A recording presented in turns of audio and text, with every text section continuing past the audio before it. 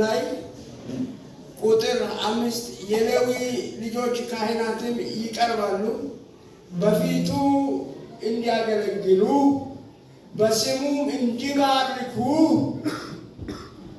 አምላክ እግዚአብሔር መርጧቸዋልና በስሙ ለመባረክ በእነርሱም ቃል በባረኩት ቃል ክርክር ሁሉ ጉዳትም ሁሉ በረከት ከባረኩ የጸና ነው። ጉዳት ደግሞ አሁን በአዲስ ኪዳን ጉዳት አናደርስምኛ ጉዳትም ሁሉ ይቆረጣልና እነሱ ከባረኩ ከሰማይ ተቆርጦ በረከት ይመጣል ማለት ነው። ሃሌሉያ! የተቆረጠ የተወሰነ ለእናንተ ለእያንዳንዳችሁ እግዚአብሔር ከላይ ያዛል። ጌታ ኢየሱስ ባለ አገልጋዮችን የእሳት ነበልባል የምታደርግ አምላክ አንተ ባርካቸው።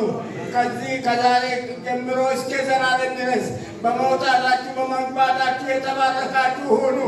የምትናገሩት ቃል የተባረከ ይሁን። የምትዘሩት ወንጌል የተባረከ የሚበቅል ይሁን።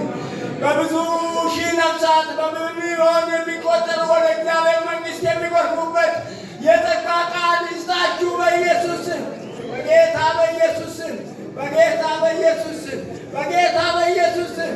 አሜን። የምትይዙት የምትጨብጡት የምትዘሩት ዘር በሙሉ የተባረከ ይሁን በጌታ በኢየሱስ ስም። ከዚህችም ቀን ጀምሬ እባርካችኋለሁ ብለሃል። ከዚህችም ቀን ጀምሬ እባርካችኋለሁ። ትባርካለህ ጌታ ኢየሱስ።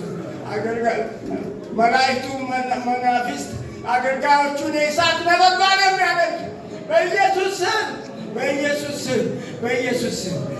አቤት አቤት! ኢየሱስ ጌታ ኢየሱስ ይባርካችሁ። የእምነት ስራ ነው የሚሰራውና በረከትን እንደተቀበላችሁ ነው። እግዚአብሔር ይስጥልን። አሁን አገልጋዮች